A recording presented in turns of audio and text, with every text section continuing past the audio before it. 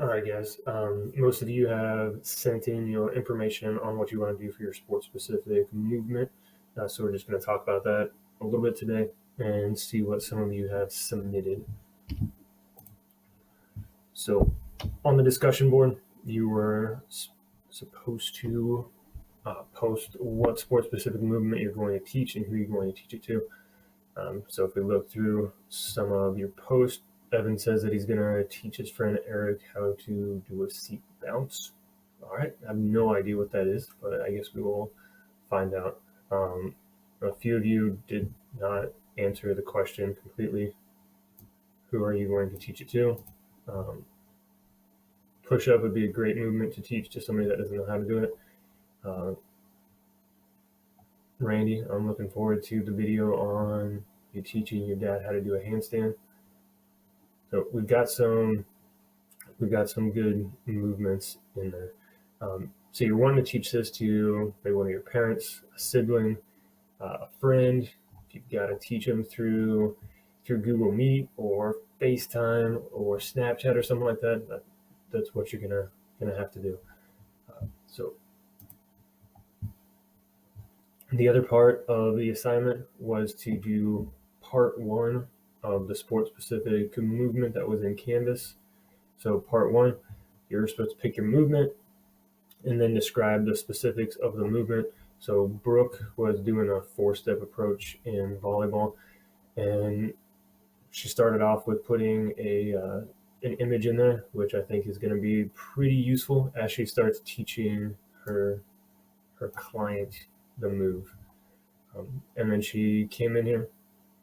She put down the instructions, and obviously these might be modified as she goes through it, but those are the initial instructions that she's going to give. All right, so what you're going to do for part two. So in this initial movement, you're going to show your partner how to perform the movement once. As they attempt the movement, you will record them with the Huddle Technique app. Um, after you record them, we can analyze that recording.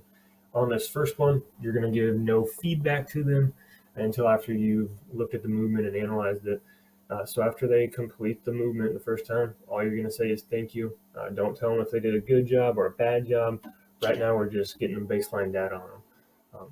The next assignment that you'll have is teaching them a little bit more on how to do the movement. So the questions that you'll be asking, the questions that you'll be answering are these three. What did your partner do well? What needs to be corrected and how we correct this? This is what you're going to be asking your client. What was the most difficult part of the movement? They might not have a good specific answer to that one. Just ask them the question, see what they write down. On a scale of 1 to 5, how would you rate your initial attempt?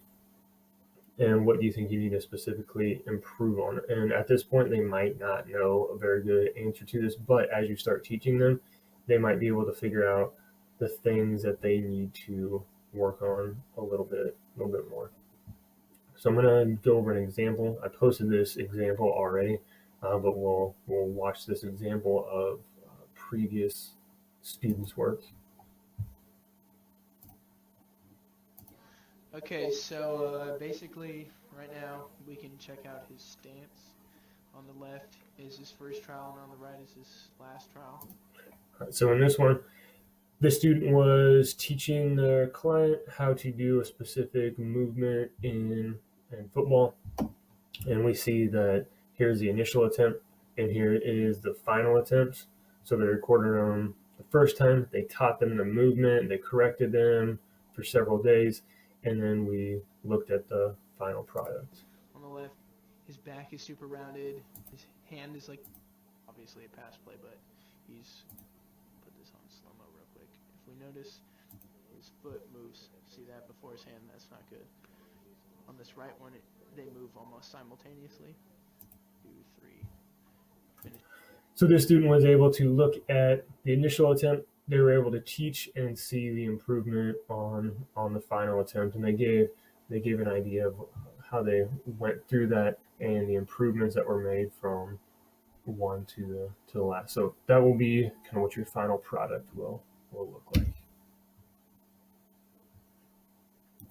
All right, and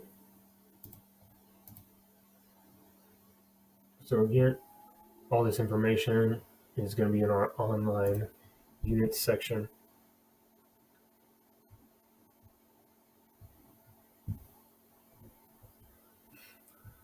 So for this week, the week of April 13th, I gave you the video, and some of you have started already filling out the sports specific movement part 1.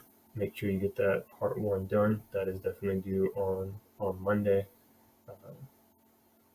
For the part 2, where you initially teach them the movement, that'll be due next week on Thursday.